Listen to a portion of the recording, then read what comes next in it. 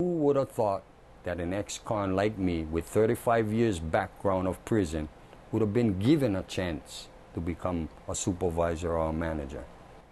But it's Hawaii criminals talk about the hardships of finding a job during this time of high unemployment.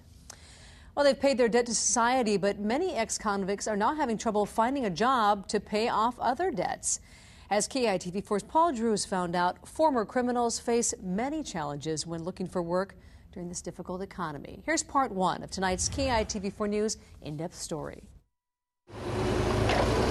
Paul McDowell used to be a career criminal, in and out of the prison system since 1974. I planned to live my life in the institution, because I was mad. I did what I want without any regard to the consequences. What he did was commit robberies, eventually earning 2 life terms behind bars. So, everything good?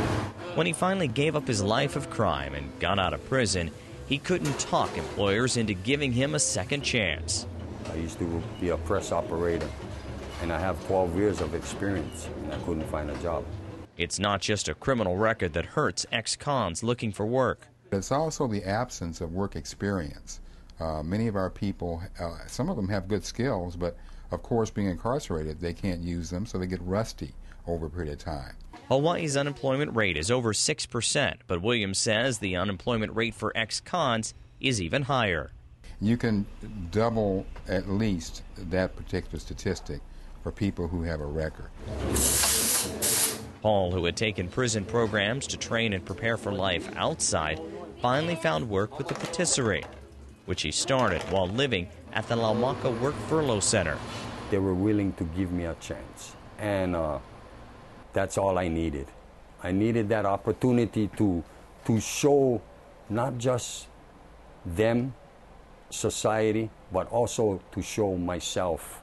As necessary as pay is to ex-cons, they say working also gives them something just as important.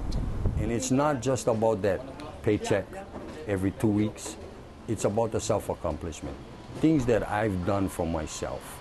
Ironically, the man who struggled to find work now has a hand in helping others get a job and gain that self-esteem that had been lacking as a criminal. Today I'm in a position where I hire and fire, and I've given many people from Laumaka an opportunity to work.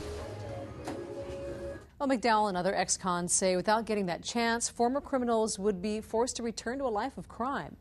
Coming up in the second half hour of Paul's in-depth report, we're going to hear about the changes an ex-con from an infamous criminal family faces and how he's now working to make his name a positive one. Part 2 coming up at 10:30.